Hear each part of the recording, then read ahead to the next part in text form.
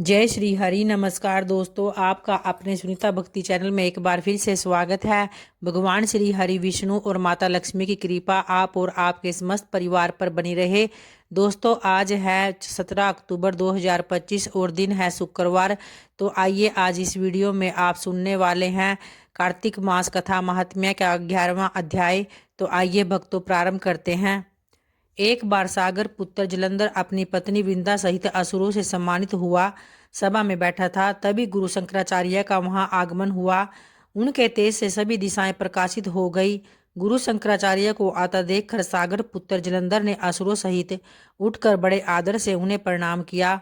गुरु शुक्राचार्य ने उन सब को आशीर्वाद दिया। फिर जलंधर ने उन्हें एक दिव्य आसन पर बैठाकर स्वयं भी आसन ग्रहण किया। फिर सागर पुत्र जलंधर ने उनसे विनम्रता पूर्वक पूछा कि हे गुरुजी, आप हमें यह बताने की कृपा करें कि राहु का सिर किसने काटा था।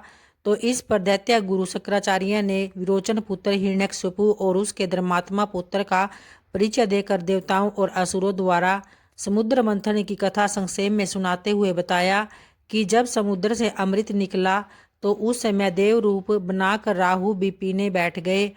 इस पर इंद्र के पक्षपाती भगवान विष्णु ने राहु का सिर काट डाला।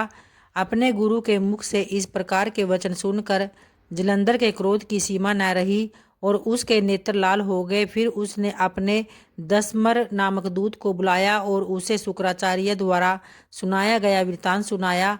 तत्पश्चात उसने दसमर को आज्ञा दी कि तुम शीघ्र ही इंद्रपुरी में जाकर इंद्र को मेरी शरण में ले आओ। तब दसमर जलंधर का बहुत आज्ञाकारी एवं निपुण दूत था। वह जल्द ही इंद्र की सुधर्मा नामक सभा में जा पहुंचा और जलंधर के शब्दों में इंद्र से बोला कि हे देवता दाम, तुमने समुद्र का मंथन क्यों किया और मेरे पिता के समस्त रत्नों को क्यों ले लिया? ऐसा करके तुमने अच्छा नहीं किया। यदि तू अपना भला चाहता है तो उन सब रत्नों एवं देवताओं सहित मेरी शरण में आ जा, अन्यथा मैं तेरे राज्य को ध्वंस कर दूंगा। इसमें कुछ भी मिथ्या नहीं है। तो इंद्र बहुत विस्मित हुआ और कहने लगा, पहले मेरे भय से सागर ने सब पर्वतों को अपनी कुक्षी में क्यों स्थान दिया और उसने मेरे शत्रु दैत्य को क्यों रक्षा की? इसी कारण मैंने उनके सब रत्न हरण हरण किए हैं।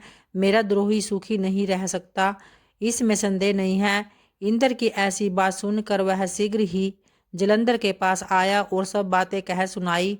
उसे सुनते ही वह दैत्य मारे क्रोध के अपने ओष्ठ फड़फड़ाने लगा और देवताओं पर विजय प्राप्त करने के लिए उसने उद्योग आरंभ किया कि फिर तो सब दिशाओं पाताल से करोड़ों करोड़ दैत्य उसके पास आने लगे। शुंभ निशुंभ आदि करोड़ों सेनापतियों के साथ जलंधर इंद्र से युद्ध करने लगा। शीघ्र ही इंद्र के नंदन वन में उसने अपनी सेना उतार दी। वीरों की शंखध्वनि और गर्जना से इंद्रपुरी गूंज उठी। अमरावती छोड़ देवता उससे भागने लगे। भयानक मारकाट हुई। असुरों के गुरु शुक्राचार्य अपनी मृत संजीवनी विद्या से और देवगुरु बृहस्पति द्रोणाचार्य गिरी से औषधि लाकर जिलाते रहे। तो इस पर जलंधर ने क्रुद्ध होकर कहा कि मेरा हाथ मरे हुए देवता जी कैसे जाते हैं?